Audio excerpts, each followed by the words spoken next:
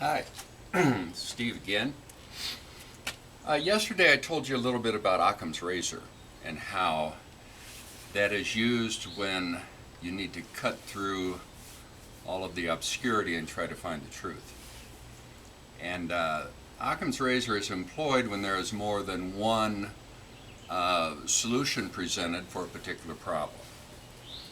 So, and when there is so much conflicting information out there, that's a nice thing to do, is cut through all of that.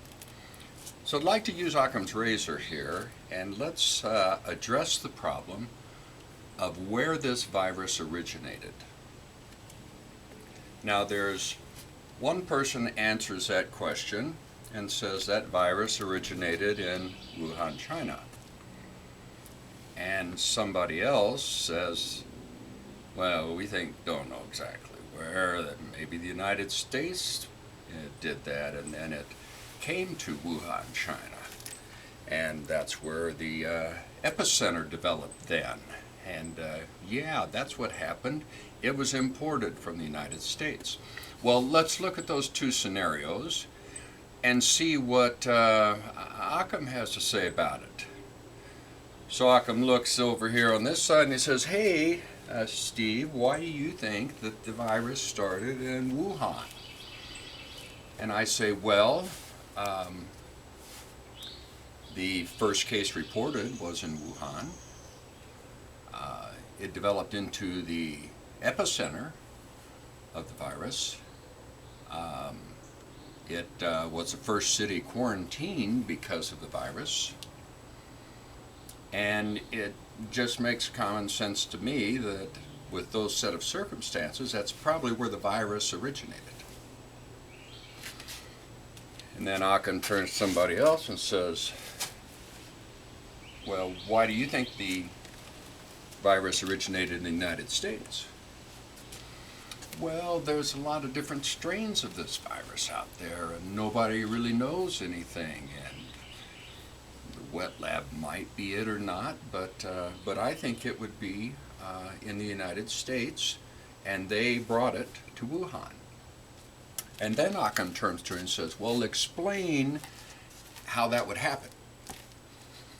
And then the guy says, well, the virus would have to develop in the United States, and then it would not really infect anybody in the United States, although it started there. It wouldn't infect anybody.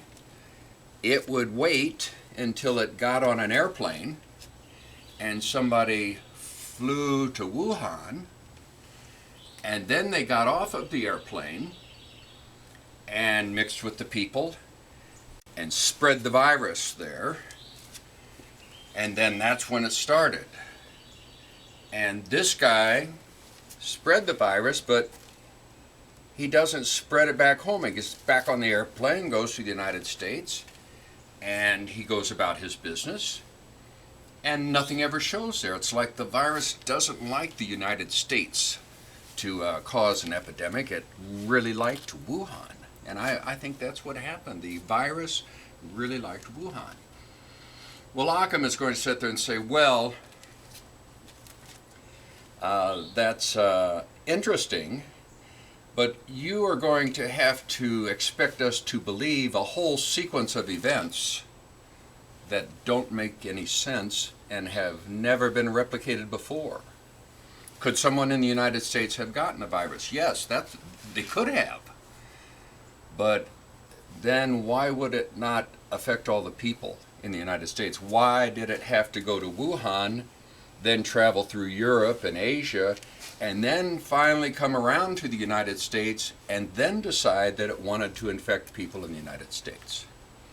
So that argument does not hold any water, and Occam cuts right through it and says there are too many other little things we have to believe that would be highly coincidental for this thing to make sense. And I believe Occam's true. Let's take Ebola, which is a more recent example of this. The first case of Ebola occurred in Africa. Ebola comes from monkeys, And Ebola is, transferred from the monkey fluids and bloods, maybe through a cut in the hunter or whatever, and transfers that way. The first cases were in Africa, and the greatest number, the epicenter, was there. So I would think that that is where Ebola started. But this other theory would say, well, maybe it started in Denmark.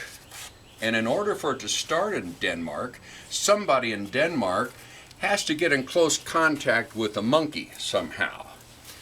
And then that person has to develop the disease. And then they would have to not spread it to anybody in Denmark. And then they would have to get on that airplane and fly to Africa and then go out and totally affect everybody there and start this epidemic. And then they would have to get on the airplane, go back to Denmark, go about their lives and just spontaneously recover from Ebola and not die from it and not give it to anybody else. So you come down to simple truths.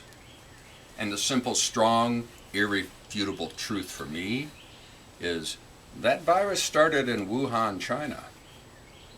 Now it started in the wet lab, or it started in the wet market, or it started in that virus lab. One of those two places.